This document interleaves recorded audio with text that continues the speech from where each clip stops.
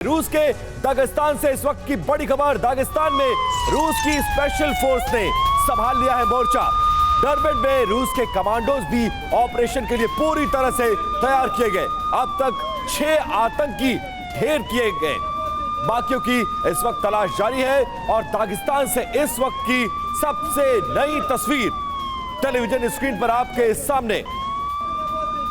पूरे शहर में अघोषित कर्फ्यू जैसा माहौल है। किसी को भी बाहर निकलने के लिए मना किया गया है और सिर्फ सड़कों पर पुलिस बल ने मोर्चा संभाला है।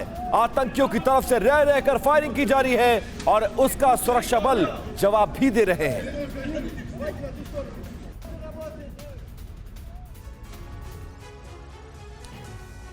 तो आप देखिए, रूस के दागिस्तान में आतंकी हमला हुआ है। आतंकवादियों ने दागिस्तान में एक साथ कई जगहों पर हमला किया है।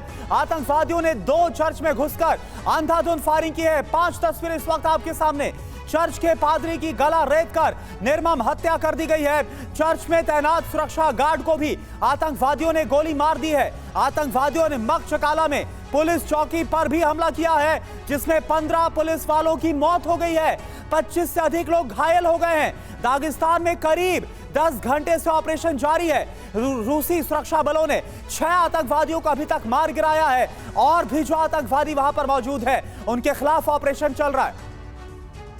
और अगली बड़ी खबर दागिस्तान से, जहां पर एक आतंकवादी ने खुद को उड़ा लिया है।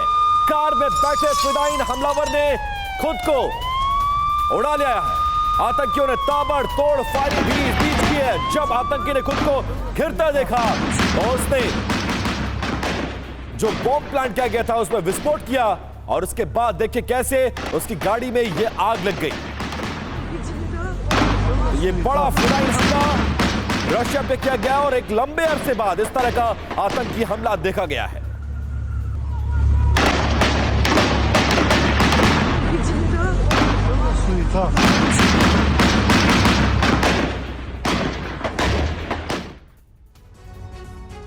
और रूस में आतंकी हमले को लेकर एक और बड़ी खबर आपको बता दें। रूसी नेशनल गार्ड ने मोर्चा आतंकवादियों के खिलाफ संभाल लिया है।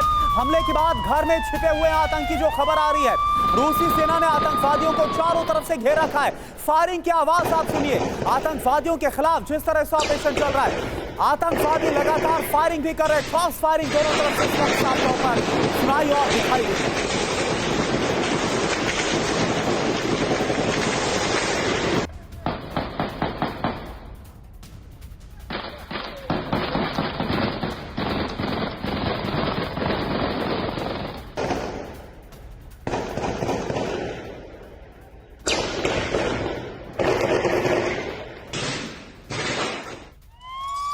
और एक और बड़ी खबर, रशिया पर हुए आतंकी हमले को लेकर क्रेमलिन में पुतिन की इमरजेंसी बैठक। वॉर कमांडर्स के साथ क्रेमलिन में फिलहाल पुतिन बैठक कर रहे हैं और मीटिंग में सैन्य ऑपरेशन को लेकर चर्चा की जा रही है।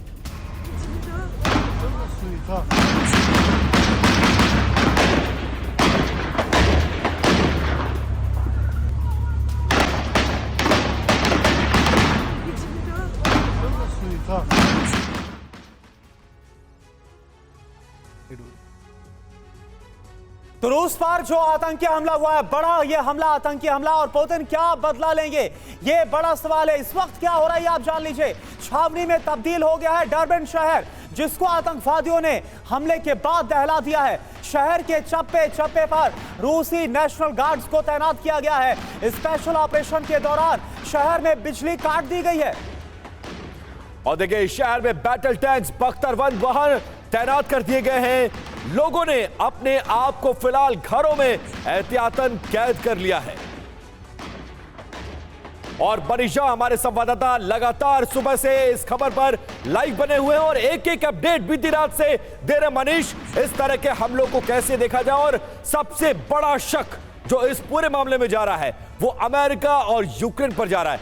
आपका अनुभव, आपका आकलन क्या कहता है? इस हमले का मोटिव, इंटेंशन क्या है?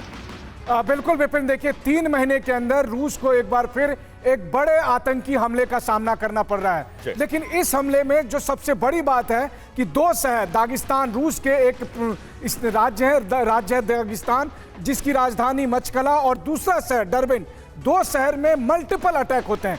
कई जगहों पर आतंकी आकर एक साथ हमला करते हैं। उनका पहला निशाना होता है चर्च, उनका दूसरा निशाना होता है यहूदियों का धार्मिक स्थल यानी सिनेगॉग। दोनों जगह पर जहां संडे को प्रेयर मीटिंग हो रही होती है उस समय वो अटैक करते हैं। और अटैक करने के लिए जब वो गए होते हैं, ठीक उसके आसपास के इलाके में जो सुरक्षाकर्मी मौजूद हैं उन सबको वो टारगेट करते हैं। और इसी वजह से देखिए इस आतंकी हमले में सबसे अधिक पुलिसकर्मी मारे गए हैं। वहीं दूसरी तरफ देखिए तो जिस तरह से पादरी की गला रेत कर हत्या की गई है, साफ तौर पर लग रहा है कि इसमें आईएसआईएस का इन्वॉल्वमेंट है। लेकिन चूंकि मॉस्को इंसिडेंट से लेकर अब तक ये देखने को मिला है कि यूक्रेनियन एजेंसी भी इसमें इन्वॉल्व रही है, तो ये भी यहां हो सकता है। जी बिल्कुल, और ये एक बहुत बड़ा हमला और इसके कई एंगल्स निकलकर सामने आ रहे हैं। क्या हो सकता है, क्यों किया गया है, क्या इसके पीछे अमेरिका और यूक्रेन शामिल है?